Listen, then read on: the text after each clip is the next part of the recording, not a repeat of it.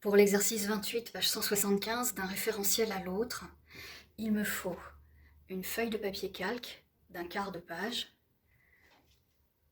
un stylo rouge et un crayon gris. Au centre de ma feuille, je vais tracer le repère orthonormé.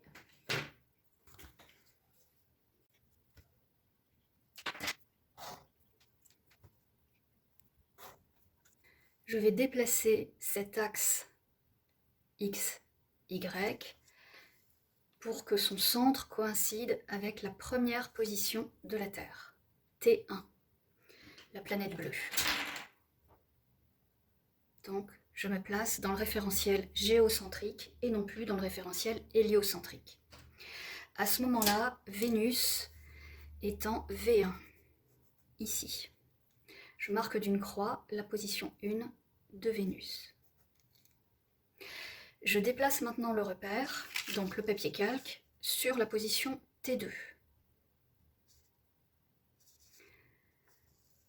Vénus est désormais en V2. Je place une croix là où se situe Vénus, V2.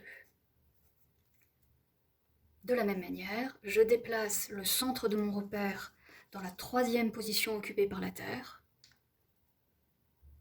en gardant les axes rouges bien parallèles aux axes qui sont tracés dans le livre, et je pointe la position V3 de Vénus.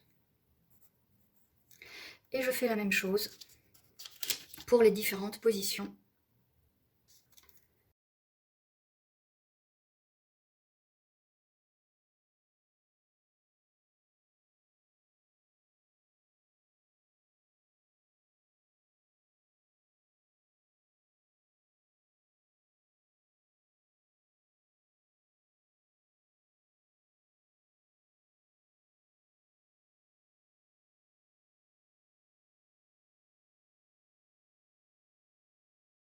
Je n'hésite pas à soulever le papier calque pour vérifier que je ne me trompe pas.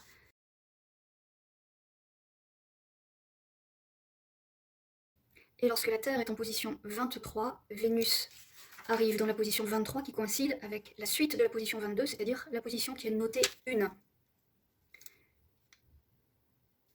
Donc je coche la position V1 quand la Terre est en position 23. Quand la Terre est en position 24, je coche la position V2, c'est-à-dire Vénus 22 plus 2, ça fait bien Vénus 24.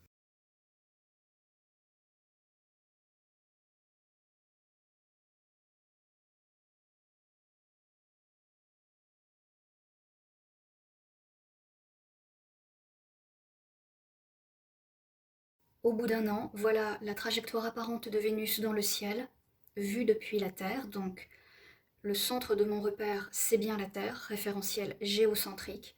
Vénus semble hésiter, revenir sur elle-même avant de repartir. Elle a décrit ce qu'on appelle un épicycle, ou qu'on appelle aussi la rétrogradation de Vénus. Rétrogradation, c'est-à-dire revenir en arrière.